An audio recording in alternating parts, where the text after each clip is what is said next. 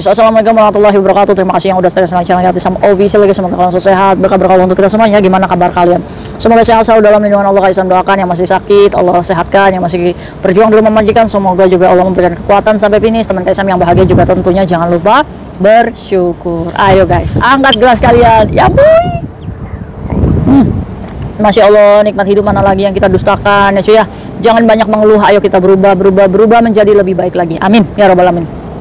Oke, banyak nih video yang beredar ya. Aduh, kalian itu kalau nge-share itu ya, dilihat dulu siapa nih yang nge-share, bener nggak statusnya, bener nggak kejadiannya. Kamu boleh tanya langsung ke polisi ya, atau ke KJRI untuk menanyakan informasi ini bener atau enggak. Jangan asal share ya. Nah, sejauh ini ada video nih di mana ada pekerja migran diduga jatuh menjatuhkan diri dari bangunan lantai 56 di Pokfulam HKU ya cuy. Bener nggak sih? Kaisam aja belum Kaisam sedang menanyakan ke KJRI juga, sebenarnya nggak penting-penting juga sih ya cuy. Cuma ini merasakan sekali di share kalian ya. Kita berdoa innalillahi wa inna ilaihi rajiun sih, yang nggak jadi masalah ya cuy ya. Semoga jika ini memang benar, biarkan sudah diurus sama pihak yang bersangkutan ya cuy ya. Tapi kalau misalkan kabar ini hoax atau yang menjatuhkan diri itu bukan pekerja migran, ini kan menjadikan was-was kepada kita nih. Apalagi captionnya itu gini, Mbak Putri katanya, Mbak Putri asal dari Blitar menjatuhkan diri dari bangunan 56 ya kan. Pas videonya itu ada nih, Kaisam itu tetangga saya loh Kaisam bangunannya. Terus Kaisam nanya, kamu tahu nggak ada mobil polisi sama ambulans itu? Nggak tahu Kaisam, kayaknya saya lagi masak ya kan. Ini kan nggak jelas ini ya kan. Terus bosnya itu katanya nangis di bawah itu ya kan. Terus karena bosnya ini sayang banget sama Mbak Putri dari Blitar ini. Nah, diduga ini depresi J cuy. Tuh kan keluar J-nya. Katanya depresi J cuy. Aduh, J lagi. J itu bahasa ini cuy. Bahasa apa desanya kayak Tisam. Wis, Masya Allah. Ayo. Tenang dulu, kita mereaksi video ini ya cuy ya. Kalau ini benar, diduga depresi ini mbaknya. Kenapa sih biasanya teman-teman kita pada depresi ini cuy?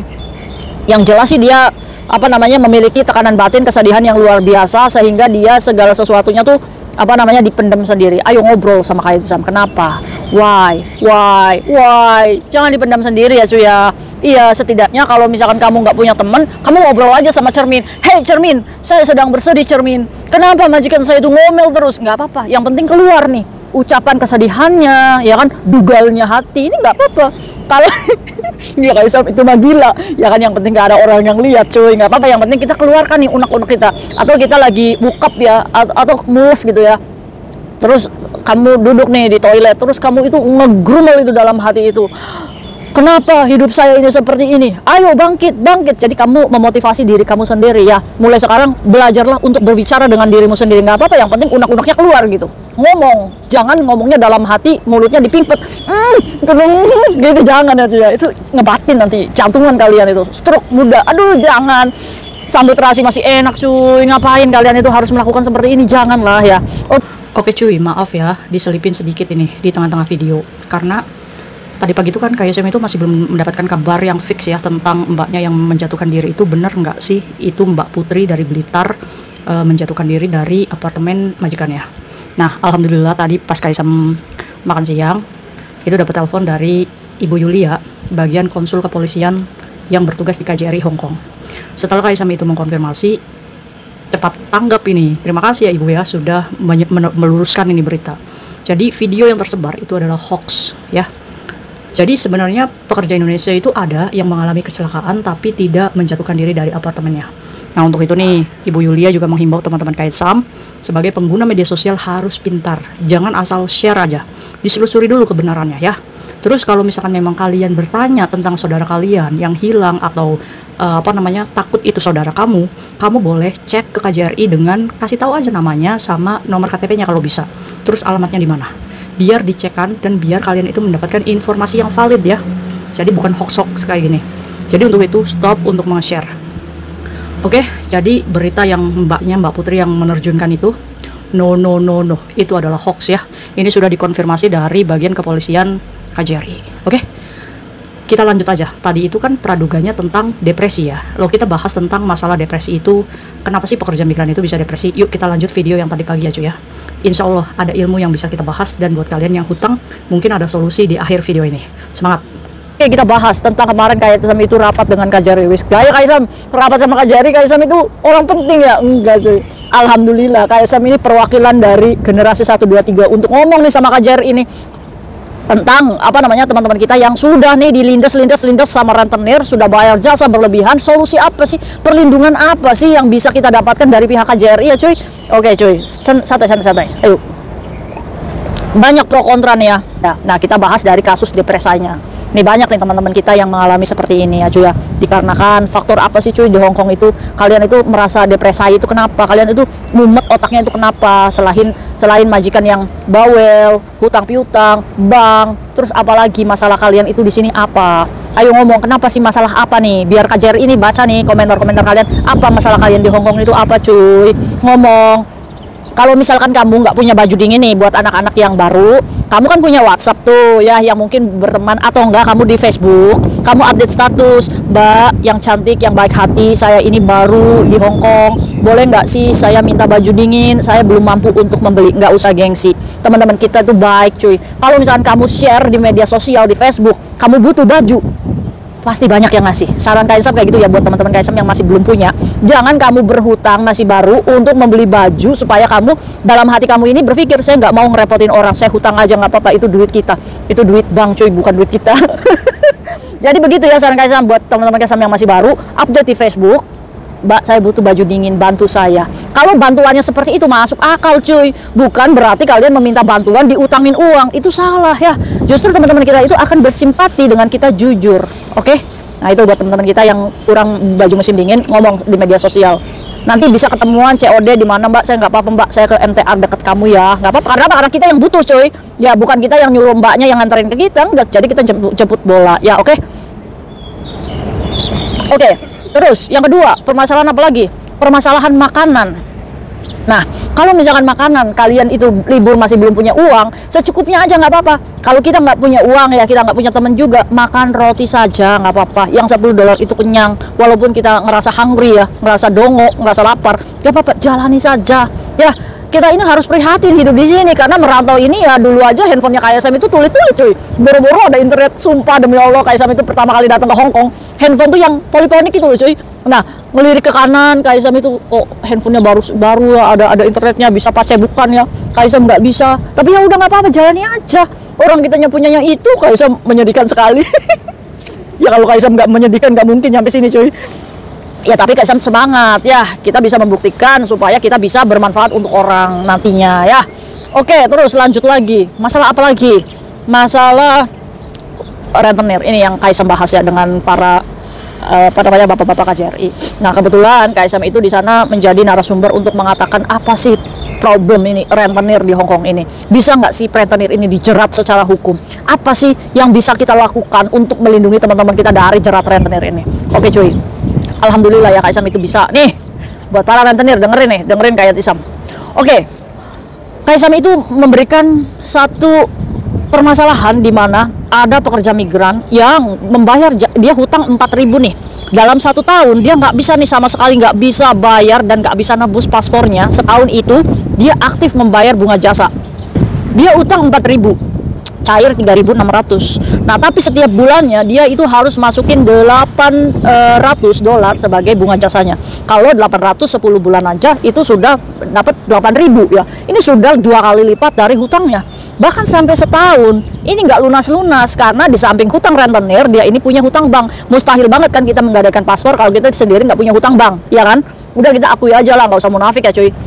Nah, dari setahun ini, dia ini menyisihkan uang jajannya, bela-belain karena dia ketakutan sama rentenir, diancam lonte, apapun itu ya. Sampai pada akhirnya, di sisa bangkrutnya nih, setahun nih ya, udah nih kan udah dapat 8.000 lebih tuh ya.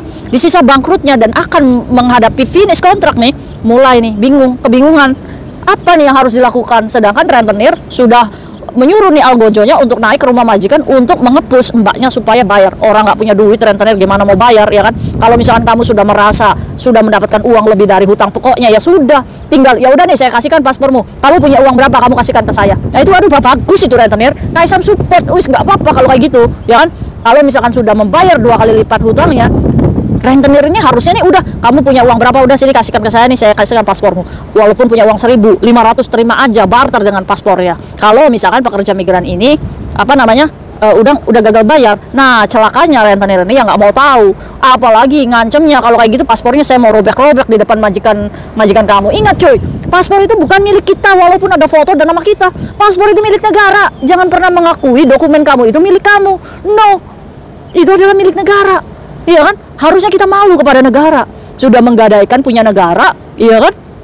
Itu bukan punya kamu. Ya, apalagi yang rentenirnya itu dokumen negara. Ya kalau kamu paperan ya kan udah tidak mengakui warga negara Indonesia, ya kan? Bodoh amat gitu. Paspor saya sudah digadaikan ke imigrasi untuk mencari suaka, ya kan? Dengan berbisnis seperti ini, berbisnis ilegal, menekan teman-teman kita yang masih menjadi warga Indonesia. Dah buat anak paperan ya, yang masih ngancam-ngancam teman kita, ya. Selama kamu masih menggunakan bahasa Indonesia ya malu cuy. Malulah. Kamu sudah tidak mau menjadi warga Indonesia, ngomong masih pakai bahasa Indonesia, yang ngerti bahasa lonte, aduh, malu dong. Iya, udah nggak mau jadi warga Indonesia masih pakai bahasa Indonesia. Siapa tuh? Teman saya Kaisam, anak paperan, tapi ngomongnya pakai bahasa Indonesia. Larang mulai sekarang. Pemboikotan. Astagfirullah. Aduh. Jadi solusinya apa nih kayak Tisam? Oke, Kaisam itu salaman nih sama Bapak KJRI. Ada kabar bagus cuy. KJRI melindungi kalian yang sudah membayar bunga jasa lebih, ya lebih nih, kayak tadi tuh kasusnya, utang 4.000 setahun udah bayar nih, struknya kalian jangan pernah hilang, itu disimpan.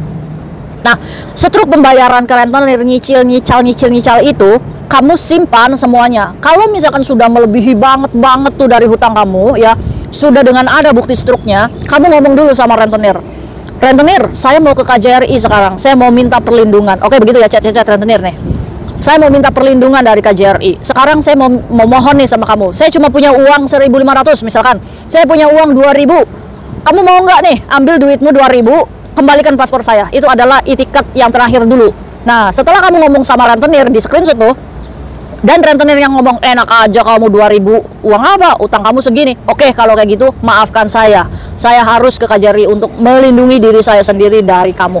Oke, setelah itu, setelah kamu sudah tabayun dengan rentenir itu, bawa semua bukti, kamu sudah membayar lebih, sudah berusaha itikat baik mengambil paspormu, kamu lari ke KJRI untuk membuat paspor baru. Tolong sama bapaknya, Pak, saya udah nggak bisa Pak, kayak gini Pak, saya hancur hidupnya Pak. KJRI dengan segala pertimbangannya, nanti akan dipertimbangkan dulu nih ya, ini bener nggak nih, jujur nggak nih, ya kan? Walaupun nanti ditelepon majikannya dari KJRI, nggak apa-apa, hadapi, bismillah, KJRI pasti akan melindungi kamu. Nah, saat KJRI memberikan kesempatan kamu membuat paspor baru, ingat, jangan diulangi lagi. Karena apa konsekuensinya? Karena nanti paspor kedua saat kamu alasan itu hilang, nggak akan ada kesempatan kayak gini lagi cuy. Yang ada KJRI memberikan kesempatan terakhir untuk membuatkan SPLP sama kamu pulang di Indonesia. Ciao lalai, ya kan? Maka dari itu nih, kalau KJRI sudah memberikan kesempatan, jangan diulangi lagi. Ayo, mulai sekarang, siapa nih yang lebih dari rentenir, putuskan ancaman mereka dengan meminta perlindungan ke KJRI. Kaisam, boleh, wes begitu aja caranya, biar bangkrut aja udah rentenir. Nggak bangkrut Kaisam, orang dia udah mendapatkan 2 kali lipat, iya, tapi ngerasanya nggak puas aja ya cuy rentenir. Kenapa? Karena uangnya uang panas, nggak akan jadi daging. Ya, maka dari itu nih rentenir ya, kalau nggak mau kayak Tisam bangkrutin kamu, kalau teman-teman kita cuma punya uang segitu, terima saja daripada uang kamu hilang. Masya Allah. Nah, oke. Terus yang kedua, nanti buat kalian yang diancam anak rentenir atau paperan ya, kalau kamu punya mukanya, kalau kamu punya buktinya, kalau kamu di kekerasan atau apa, laporkan ke polisi. Jangan takut, laporkan polisi walaupun kita masih punya utang ya. Karena apa? Karena itu adalah kekerasan fisik. Terus kamu laporkan juga ke KJRI, Pak, ini anak paperan, kerjanya rentenir, tolong Pak diusulkan nih Pak. Nah, biar KJRI itu mendata teman-teman kita yang paperan supaya bisa dikonsulkan ke imigrasi, suruh dicabut aja papernya. Bye-bye. Lecala. Oke, buat rentenir yang mengancam kalian di Indonesia, kalau misalkan mau menyita barang, itu tidak bisa cuy, kecuali rentenir itu mengajukan hukum perdata ke pengadilan di mana tempat kamu ada. Misalkan kamu dari Malang, ajuin aja tuh ke pengadilan dulu untuk penyitaan barang ya, biar pengadilan yang menentukan nih, boleh nggak barang kamu ini disita dari rentenir. Nah, sekuat-kuatnya rentenir, seberapa dia mengancam, kalau misalkan kata pengadilannya ini tidak boleh untuk dieksekusi itu barang, kalah rentenir. Tetap seberapa kuat rentenir harus tunduk kepada hukum. Oke, yang kedua lagi, bisa nggak rentenir itu dijerat dari hukum? Bisa. Kalau misalkan kalian sudah membayar bunga jasa yang banyak, terus adanya ancaman-ancaman, keluarga kamu juga diancam, ini rentenir bisa kita polisikan dengan kasus bank gelap. Itu pasal 46 ayat 10. Kita membuka peminjaman tanpa izin Bank Indonesia, itu disebutnya bank gelap. Rentenir juga sama kayak pinjol, itu bisa kita polisikan di Indonesia ya. Kalau kalian diancam-ancam, kalian tinggal bukti pembayarannya ada, tinggal ajukan aja. Ini jangan main-main rentenir. Nah, mudah-mudahan aja nih pada tobat ini rentenir-rentenir yang di Hong Kong ya, apalagi pekerja-pekerja migran yang resmi nih, bisa dituntut pasal 46 ayat 10 yang sanksinya ini kurungan 6 tahun dan denda 600 juta wis modar. Masya Allah. Oke, mungkin itu aja. Wis nggak apa-apa kayak Tisam dibenci sama kalian para rentenir. Oke, mau mandai. Yang penting ayo kita sama-sama selamatkan teman-teman kita yang ditekan rentenir. Tapi tegurannya buat teman-teman kalian Tisam yang sengaja menggadaikan dokumen negara untuk kepentingan kamu memalukan. Maka dari itu jangan ya. Jangan mulai sekarang, ayo bangkit. Kalau misalkan kalian sudah gagal bang, apa yo? Bertahan, jangan menggadaikan dokumen kamu. Karena saat kamu gagal bank, kemungkinan besar adalah di terminate. Saat di terminate, saat paspor kamu masih ada, memandai, kamu masih bisa mencari majikan baru dan memperbaiki di majikan yang baru untuk membayar hutang-hutang kamu. Step by step. Saat kamu sudah kelilit bank, kamu menggadaikan paspor, itu adalah solusi yang salah. Dimana kamu menjebloskan dirimu sendiri. Paham nggak? Tapi kayak Tisam, kalau misalkan saya sudah terlanjur menggadaikan paspor, terus saya juga gagal bank, ini kalau saya di terminate gimana Kak Isam? Gunakan uang termination untuk mengambil paspormu di rentenir. Berapapun yang kamu dapat dari uang terminate, kamu ambil paspormu. Terus kamu cari majikan baru. Oke? Udah sih cuy, gitu aja. Sebenarnya ya gitu aja sih, gampang-gampang aja ya. Yang penting kalian itu harus berani. Ya, kalau misalkan tibanya nih rentenir datang ke rumah majikan dan dia teriak-teriak, kamu boleh poking. Poking bukan berarti memokingkan itu rentenir untuk masuk bui, tapi memokingkan supaya polisi membawa pergi dari rumah majikan kamu. Setelah itu kamu minta maaf sama majikan. Misalkan majikan kamu masih baik, kemungkinannya dua, majikan kamu memberikan pinjaman uang, atau majikan baru menyarankan, wis kamu bikin baru aja ke KJRI. Selama majikan kamu masih mau kamu bekerja, itu berarti Allah sedang memberikan kesempatan kedua. Jangan ya. Jadilah orang yang bersyukur. Oke, untuk teman-teman Kaisam yang masih jalannya lurus-lurus saja, Kaisam salut. Semoga berkah untuk kita semuanya. See you next video. Bye bye. Assalamualaikum warahmatullahi wabarakatuh. Ya boy.